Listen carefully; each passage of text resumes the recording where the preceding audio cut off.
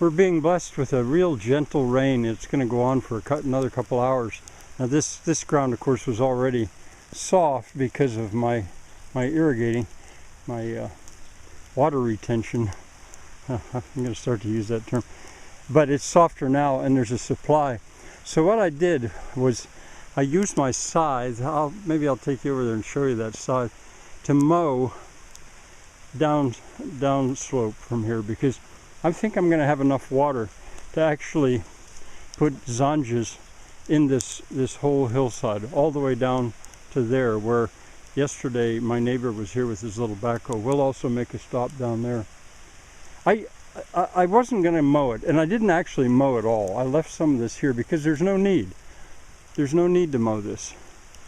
I've already established the zanjas, but to be able to see what I'm doing down there, I needed to mow for now, and I'll do that maybe within an hour.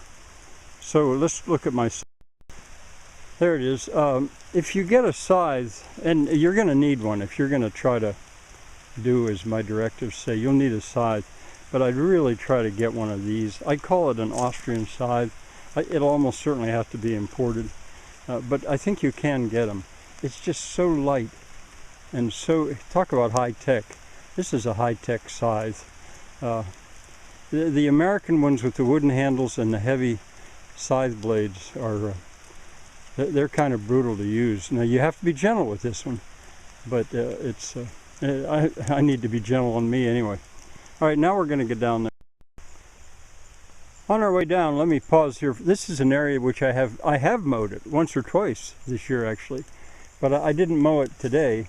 It's so easy to mow, and you can see these weeds. People would call them weeds. I'm going to have a lot to say about weeds.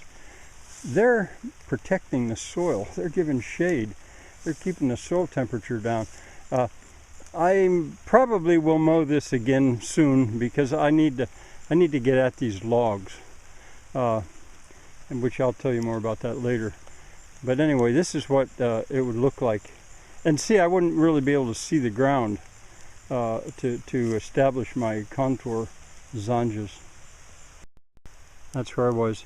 And my neighbor with his little homemade backhoe, he was here yesterday, worked here for about an hour, digging out the rocks. And there's two kinds. There's sandstone and there's low-grade ores, I guess we're going to call that stuff. Now the water hasn't cleared yet from all the disturbance, and there hasn't been enough rain yet to see where the water is actually boiling up from. But we'll be able to find that soon.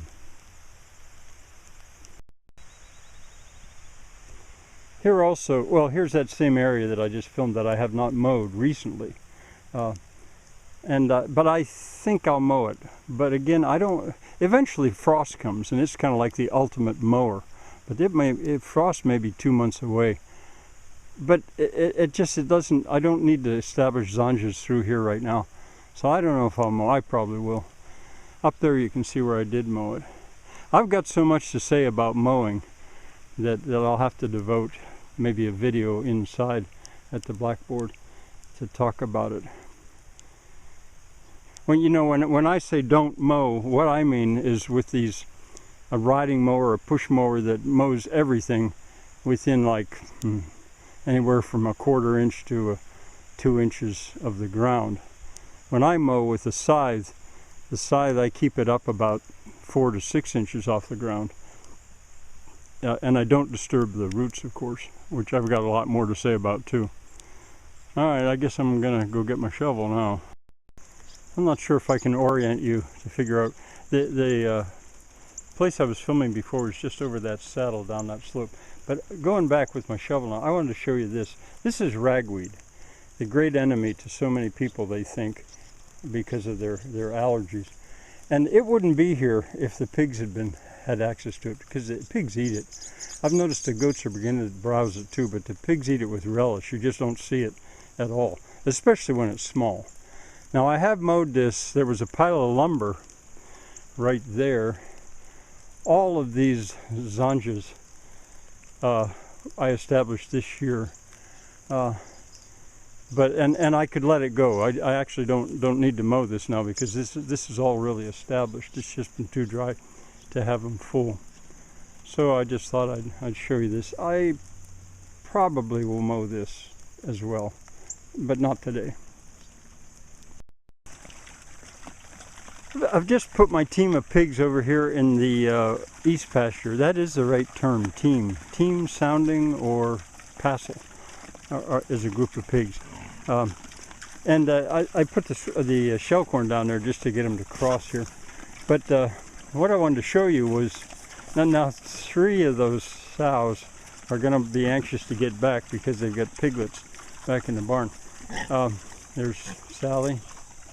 No, that's Molly. The other brown one right there is Ayla, and the biggest one there is Sally. What I wanted to show you was the way this ground has recovered. I put them in here about 10 months ago for the first time, and they took this right down to ground. I mean bare ground, like you see right here, the whole thing. But in the process they rooted. It gave me a chance to reestablish 50-year-old or 40-year-old zanjas that I have started up there, which I've done. And now already, I didn't seed anything. What came back first really was Pennsylvania sedge. And I think that what looks like taller grass, I think that might be nut sedge. It's also a sedge, not a grass. And there's ragweed coming up in there among that too, so not a lot to eat here, but it'll give them a treat. And since it's raining, I know they got water over there. All right, bye for now. I'm back. Sure enough, old and young, they're going right after that ragweed. Even leaving the shell corn down there to some extent. They're voracious after that, the stuff that's coming up. It's mostly ragweed, but also the grass. Now that looks like true grass. What he or she's eating right there. I would have put them on here a little bit more just lately. Yeah, that is nut sedge. There is nut sedge in here.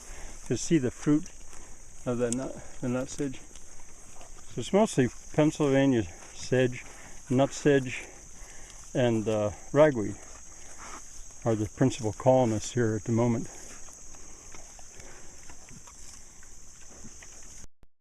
It's me. I keep coming back. I wanted to show you that the Pennsylvania sedge has been undisturbed long enough that it's in flower. I guess that's what you'd call those, or seed, spore. I don't know. The little brown tiny things on the end. And this, of course, all came up because they're in the principal irrigation ditch. Now on the left is goat pasture, undisturbed except for the goats this year. And the eroded hillside, that shows where the mining was done, and I haven't yet been able to establish sod back on there.